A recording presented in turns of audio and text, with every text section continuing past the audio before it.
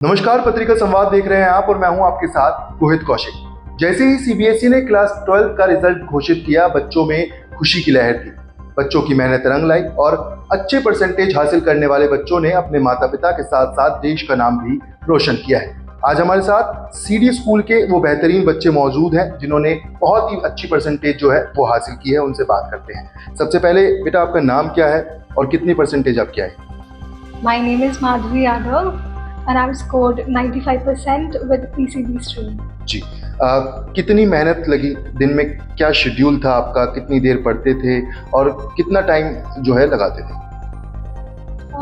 मैं regular student थी। School में आती थी, 6-7 आवर्स स्कूल के थे। उसके बाद घर पे जाती थी, कुछ रेस्ट करती थी एंड देन उसके बाद I start studying by 4 PM। उसके बाद 8 बजे तक मैं जो भी स्कूल में होता था उसे रिवाइज करती थी। कुछ कॉन्सेप्ट जो मुझे याद करने होते थे वो करती थी। फिर जो रिटन होमवर्क होता था वो मैं 9 से 10 बजे तक करती थी। बस रेगुलर थी और कंसिस्टेंसी थी। जी, क्या नाम है आपका और कितने परसेंटेज जो है आपने स्कोर किए?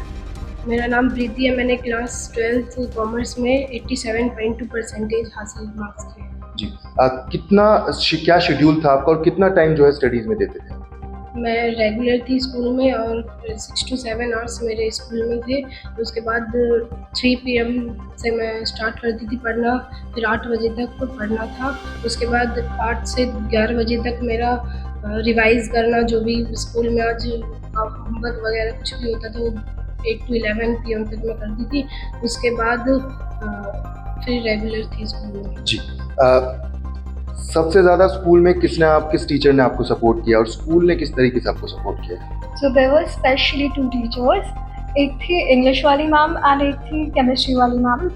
सो a special thanks to them. Nishtha Jain ma'am for chemistry, उन्होंने मुझे बहुत सपोर्ट किया एंड बहुत अच्छे से पढ़ाती थी वो। And Shikha Karan Arya ma'am for English, उन्होंने भी बहुत अच्छे से पढ़ाया। तो हाँ, इन्होंने बहुत अच्छे से एडवाइस दी, बहुत अच्छे से स्टडी करवाई। और अगर कोई डाउट्स होते थे आपको जब स्कूल में या फिर स्कूल से बाहर भी कोई डाउट्स होते थे तो किस तरीके से टीचर्स जो है वो हेल्प करते थे?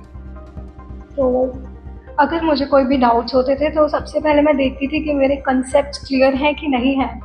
अगर मेरे को कोई कॉन्सेप्ट की अच्छे से बेटर अंडरस्टैंडिंग नहीं है तो मैं पहले देखती थी कि मैं उसको कैसे करके सही करूँ। तो फिर मैं यूट्यूब देखती थी। बहुत सारे प्लेटफॉर्म्स हैं तो आप यूट्यूब देख सकते हो, तो वहाँ पे मैं सर्च कर लेती थी और बहुत सारे एक्सेसिव अमाउंट ऑफ आपको सोर्सेज मिल जाएंगे, आप उससे देख लेना और जो भी सर्च करना है वो देखना।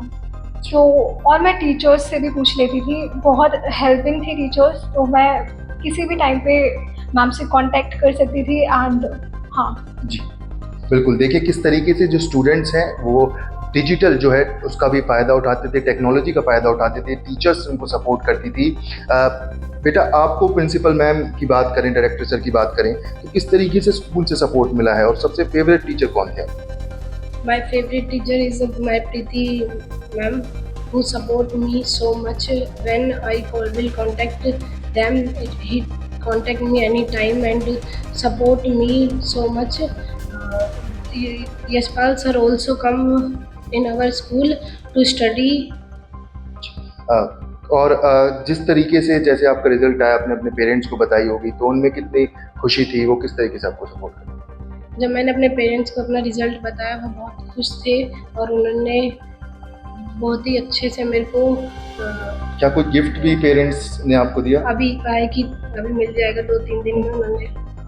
जी, सबसे बड़ी चीज़ ये है कि फ़ोन एक बहुत बड़ी समस्या है, तो फ़ोन से किस तरीके से आपने दूरी बनाई या फिर उसका इस्तेमाल करके कहीं ना कहीं आपने अच्छे परसेंटेज हासिल किए?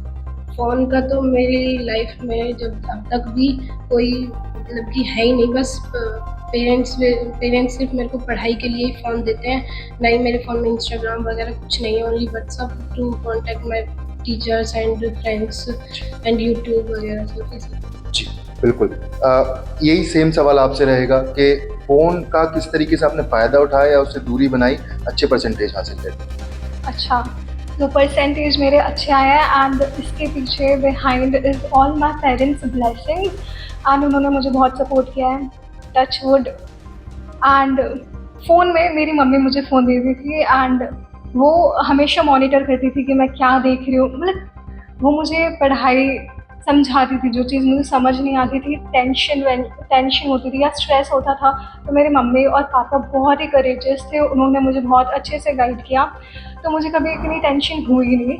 फिर उन्होंने मेरे को फ़ोन उन्होंने 10th के बाद ही दिलवा दिया था स्टडीज़ के लिए एंड मैंने कोई भी बस यूट्यूब के अलावा कोई भी ऐसा कुछ भी प्लेटफॉर्म नहीं चलाया जिससे मुझे लगे कि उससे मेरा टाइम वेस्ट हो रहा है, क्योंकि बहुत ही वाइटल आवर्स होते हैं। एंड हाँ, क्लास 12th ऐसे ही गई मेरी, ऐसा नहीं था मेरा स्क्रीन टाइम कम था, मैं बहुत फ़ोन देखती थी, लेकिन स्टडीज़ के लिए देखती थी और कभी कभी रिफ़्रेशमेंट के लिए देखती थी बस।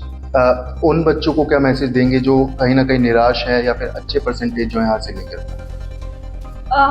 अगर आपके कम परसेंटेज आए तो आपको डिसअपॉइंटमेंट होने की कोई ज़रूरत नहीं है।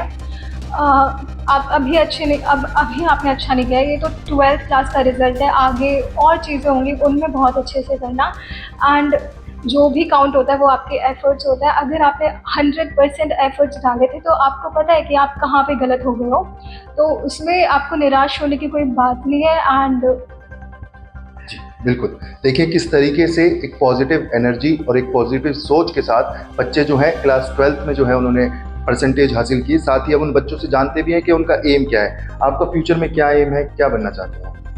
मेरा फ्यूचर में एम है कि मेरा खुद का एक बिज़नेस हो या फिर स्कूल जैसा बिज़नेस हो जिसमें मैं किसी के ऊपर डिपेंडेंट ना हो, मेरा खुद का एक बिज़नेस हो। जी बिल्कुल, देखिए बिजनेस करने की सोच है, एक बहुत बड़ी सोच है। आपका क्या एम है, आपको आगे क्या करना है? obviously everybody wants to be independent, so am I। तो अभी तक तो I've decided to appear for NEET 2027 and उसके बाद बहुत सारी चीज़ें हैं, धीरे धीरे करके I'll settle in एंड फिर पता चलेगा।